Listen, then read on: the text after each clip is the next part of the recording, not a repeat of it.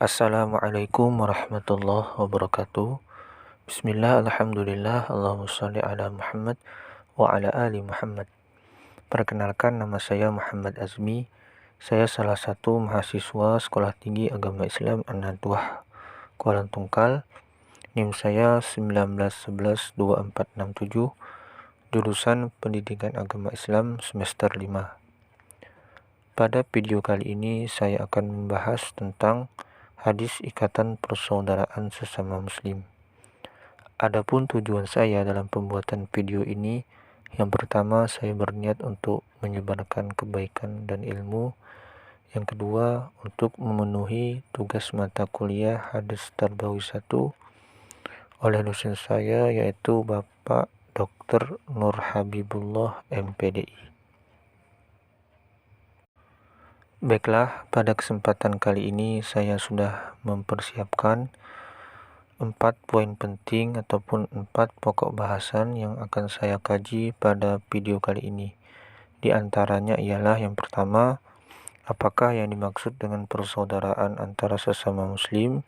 Yang kedua, apakah bentuk-bentuk dari persaudaraan antara sesama muslim? Yang ketiga, bagaimana kewajiban dan larangan dalam persaudaraan antara sesama muslim? Yang keempat, apakah keutamaan dari menjaga persaudaraan sesama muslim? Langsung saja kita bahas poin yang pertama, yaitu apakah yang dimaksud dengan persaudaraan antara sesama muslim. Pengertian persaudaraan sesama muslim. Secara bahasa, ukhuwah Islamiyah berarti persaudaraan Islam. Adapun secara istilah, ukhuwah Islamiyah adalah kekuatan iman dan spiritual yang dikaruniakan oleh Allah Subhanahu wa taala kepada hambanya yang beriman dan bertakwa, yang menumbuhkan perasaan kasih sayang, perasaan persaudaraan, kemuliaan dan rasa saling percaya terhadap saudara seakidah. Dengan berukhuwah akan timbul sikap saling tolong-menolong, saling pengertian, dan tidak menzalimi harta maupun kehormatan orang lain. Yang semua itu muncul karena Allah Subhanahu wa taala semata. Itu tadi pengertian ukhuwah Islamiyah atau persaudaraan sesama muslim dari segi bahasa dan dari segi istilah. Selanjutnya ada hadis yang membahas tentang persaudaraan ataupun ukhuwah Islamiyah. Dari Abu Hurairah radhiyallahu anhu berkata, Rasulullah shallallahu alaihi wasallam bersabda, "Janganlah kalian saling dengki, janganlah saling menipu, jangan saling membenci, jangan saling membelakangi, dan jangan kalian membeli suatu barang yang akan dibeli orang. Jadilah kamu seakan hamba-hamba Allah yang bersaudara. Seorang muslim adalah saudara bagi muslim yang lainnya. Tidak layak untuk saling menzalimi, berbohong kepadanya dan acuh kepadanya. Takwa itu ada di sini." Beliau sambil menunjuk dadanya 3 kali. Cukuplah seorang dikatakan jahat jika ia menghina saudaranya sesama muslim.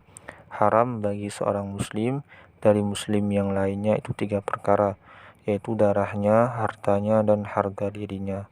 Hadis riwayat Muslim. Penjelasan tentang hadis di atas.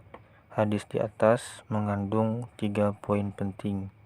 Yang pertama, Islam menganjurkan secara sungguh-sungguh agar kaum muslimin dan muslimat memelihara persaudaraan yang kokoh dan kuat di antara mereka. Yang kedua, jangan sampai dalam kalangan umat Islam itu sendiri terdapat perperangan, bentrokan, bercerai-berai, dan bermusuh-musuhan satu sama lain. Yang ketiga, harus tidak ada rasa membeda-bedakan antara yang kaya dan yang miskin, yang tua dan yang muda, yang berpangkat dengan yang tidak memiliki pangkat, melainkan semua sama-sama hamba Allah Subhanahu wa taala, sama-sama bernaung di bawah bendera tauhid. Kemudian ada hadis lagi yang membicarakan atau membahas persaudaraan itu ibarat sebuah bangunan yang saling mengkokohkan. Hadis bahwa antara sesama muslim adalah bagikan sebuah bangunan yang saling berkaitan erat dan bersusun satu sama lain. Dari Abu Musa radhiyallahu anhu katanya, Rasulullah shallallahu alaihi wasallam bersabda, seorang mukmin terhadap mukmin yang lain itu adalah sebagai bangunan yang sebagainya mengkokohkan kepada bangunan yang lainnya. Dan beliau Rasulullah shallallahu alaihi wasallam menjalinkan antara jari-jarinya. Ini sebagai perumpamaan karena begitu dekatnya hubungan setiap mukmin, bagai jari yang satu dengan jari yang lain, yaitu tidak terpisahkan satu sama lain. Penjelasan tentang hadis di atas. Dalam menguraikan hadis di atas, Al-Imam Al-Qurtubi berkata sebagai berikut. Apa yang disabdakan oleh Rasulullah Shallallahu Alaihi Wasallam itu adalah sebagai satu tamsil ataupun perumpamaan yang isi kandungannya adalah menganjurkan dengan sekeras-kerasnya agar seorang mukmin itu selalu memberikan pertolongan kepada sesama mukmin, baik pertolongan apapun sifatnya, asal bukan yang ditujukan untuk suatu kemungkaran. Ini adalah suatu perintah yang dikokohkan, yang tidak boleh tidak, haruslah kita laksanakan. Nah, itu tadi penjelasan tentang poin yang pertama. Selanjutnya kita akan bahas poin yang kedua, yaitu apakah bentuk-bentuk dari persaudaraan antara sesama muslim. Sesuai pemaknaan ukhuwah menurut Al-Quran dan Al-Sunnah, maka ukhuwah dibedakan menjadi 4 bentuk, yaitu pertama, ukhuwah fi al-ubudiyah, yaitu seluruh makhluk adalah bersaudara dalam arti memiliki kesamaan. Yang kedua, ukhuwah fi al-insaniyah, adalah seluruh umat manusia yaitu bersaudara karena mereka bersumber dari ayah dan ibu yang satu. Yang ketiga, ukhuwah fi al-wataniyah wa al-nasab, adalah saudara dalam seketurunan dan kebangsaan seperti yang disyariatkan oleh Al-Quran. Yang keempat, yang terakhir ialah ukhuwah fi dinil Islam, adalah persaudaraan antar umat Islam. Itu tadi bentuk-bentuk ukhuwah Islamiyah.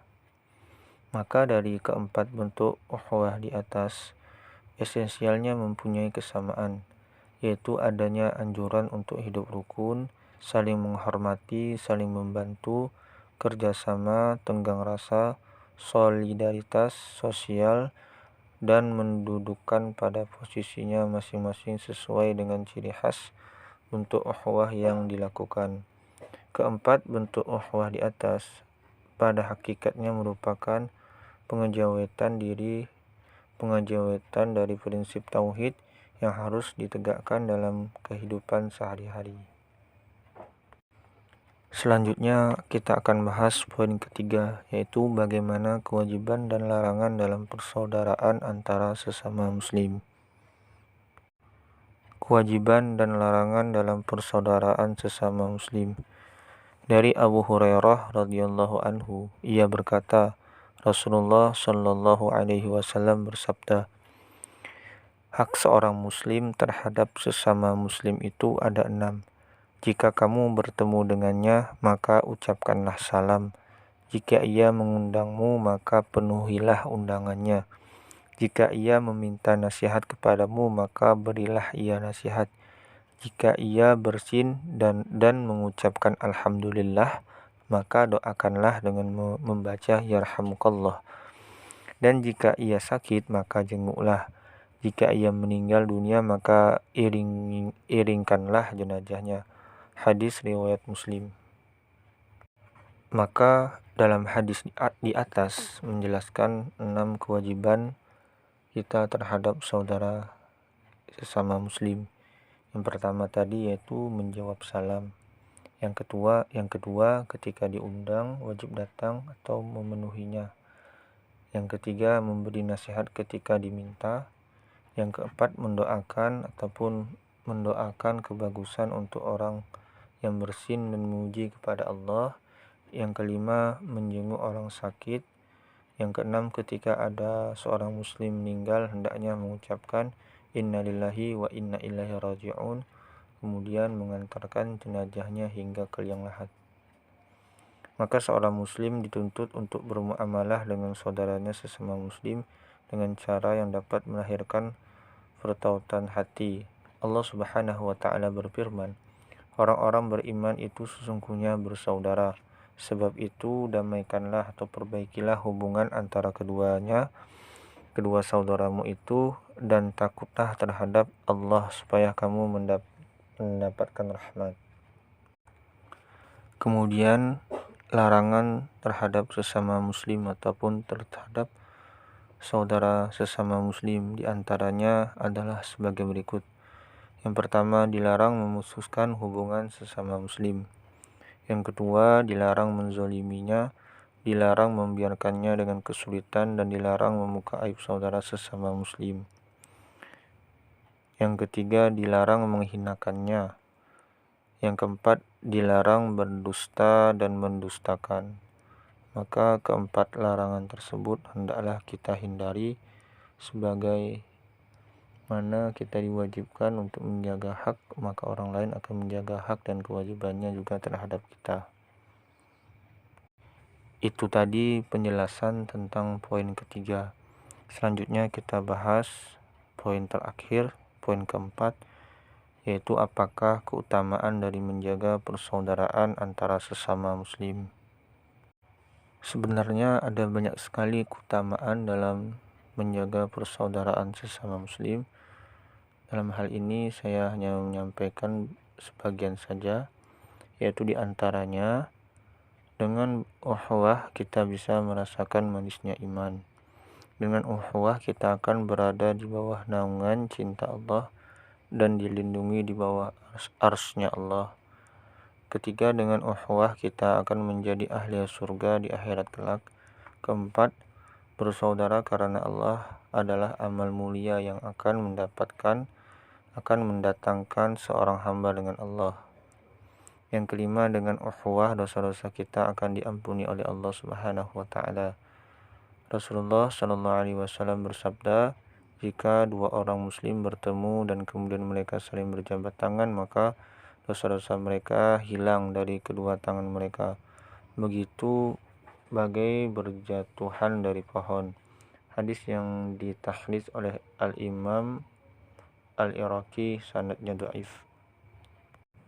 Nah, itu tadi penjelasan saya mengenai 4 poin penting yang tentunya berkaitan dengan hadis ikatan persaudaraan sesama muslim. Mudah-mudahan ada manfaatnya untuk saya sendiri maupun untuk teman-teman yang melihat ataupun mendengarkan video saya ini. Selanjutnya saya akan menjawab pertanyaan yang sudah saya kumpulkan. Pertanyaannya acak dari teman-teman saya. Pertanyaan pertama yaitu, apakah kita perlu menjaga persaudaraan Islamiyah? Jadi kalau pertanyaannya perlukah kita menjaga persaudaraan Islamiyah, tentu saja jawabannya perlu. Karena menjaga persaudaraan ataupun menjaga ukhuwah Islamiyah ini sudah dianjurkan di dalam Al-Quran, serta sudah dianjurkan oleh Rasulullah SAW untuk kita menjaga selalu persaudaraan kita. Sebagaimana hadis yang telah saya bacakan pada penjelasan yang pertama tadi, yaitu poin pertama, yaitu hadis riwayat Muslim dari Abu Hurairah radhiyallahu anhu berkata, Rasulullah sallallahu alaihi wasallam bersabda, janganlah kalian saling dengki, janganlah saling menipu, janganlah saling membenci, janganlah saling membelakangi, dan jangan kalian membeli suatu barang yang akan dibeli orang. Jadilah kamu sekalian hamba-hamba Allah yang bersaudara. Seorang muslim adalah saudara bagi muslim yang lainnya. Tidak layak untuknya saling menzolimi, berbohong kepadanya, dan acuh kepadanya. Jadi intinya kita itu sangat dianjurkan untuk menjaga ataupun menjalin persaudaraan, terutama persaudaraan kita sesama muslim. Pertanyaan kedua, apakah keuntungan dalam menjaga persaudaraan sesama muslim? Baik, langsung saya jawab. Sebenarnya keuntungan dalam persaudaraan sesama muslim itu banyak sekali. Yang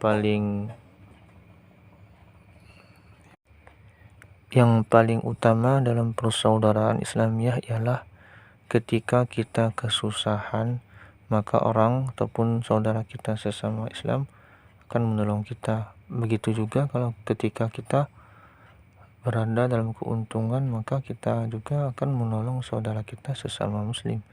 Nah, itulah salah satu keuntungan dalam menjaga persaudaraan sesama muslim. Selanjutnya, pertanyaan ketiga, apakah kita boleh menjalin persaudaraan dengan selain muslim? Tentu saja boleh, tetapi dalam hal tentu saja kita boleh menjalin persaudaraan selain dengan muslim, tetapi dalam hal ini ada batasannya, yaitu tidak boleh kita mengurusi permasalahan agama ataupun peribadatan orang lain. Begitu juga orang lain tidak boleh mengurusi ataupun mengikut campur terhadap permasalahan ibadah kita. Artinya dalam hal ini, dalam segi misalkan pendidikan, pembangunan, boleh saja kita bekerja sama dengan ataupun menjalin persaudaraan dengan selain muslim. Yang paling intinya dalam tolong menolong, dalam berbuat kebaikan, kita boleh menjalin persaudaraan dengan selain muslim. Selanjutnya pertanyaan keempat, bagaimana hukum orang yang memutuskan tali persaudaraan?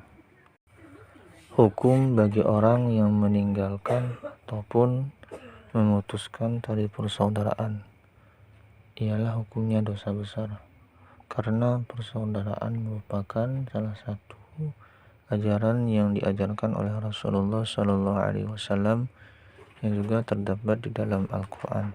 Maka barang siapa yang memutuskan tali persaudaraan ataupun tidak ingin bersaudara dengan orang lain, maka ia termasuk berdosa. Sebaiknya hal ini dihindarkan, karena sebenarnya tidak ada ruginya kita menjalin persaudaraan, malah kita akan mendapatkan kebaikan yang banyak sekali dalam persaudaraan tersebut. Pertanyaan selanjutnya, pertanyaan kelima, apa saja kewajiban terhadap saudara kita? Yang paling saya tekankan pada pertanyaan ini, kewajiban kita ialah kita jangan sampai menzalimi saudara kita.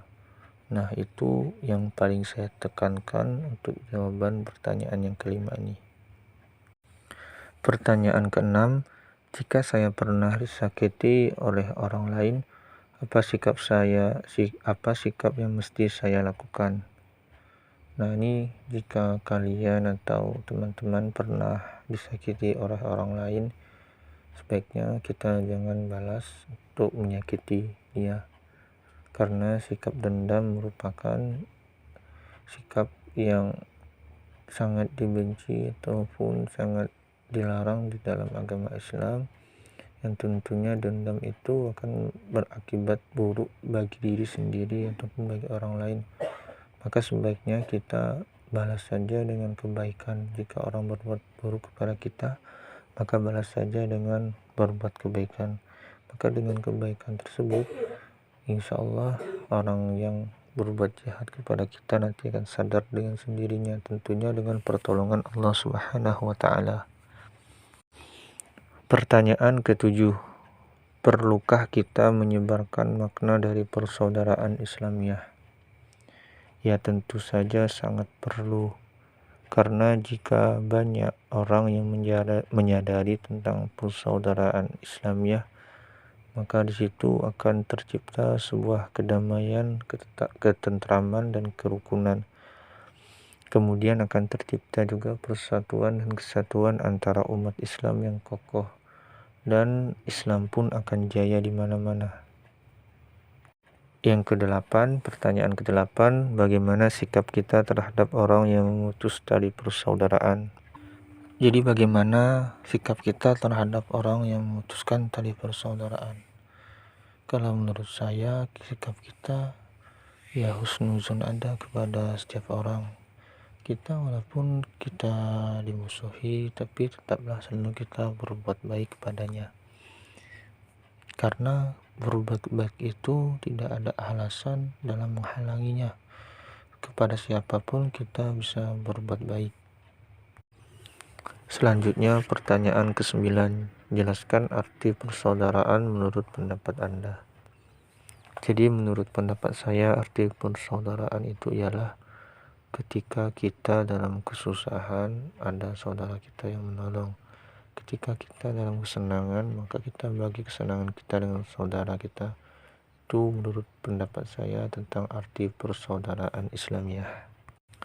Kemudian pertanyaan ke-10, jika ada saudaramu yang memanfaatkan kebaikan kamu hanya untuk keuntungan pribadinya, apa yang akan kamu lakukan?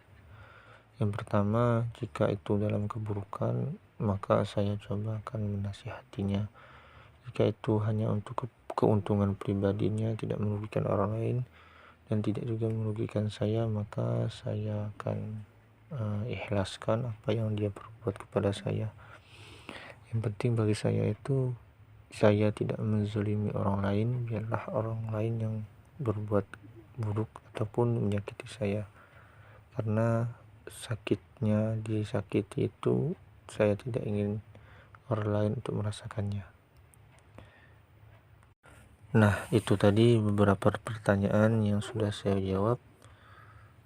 Dengan demikian berakhirlah video kali ini. Saya mohon maaf kalau banyak terdapat kesalahan kehilapan. Akhirul kalam, wassalamualaikum warahmatullahi wabarakatuh.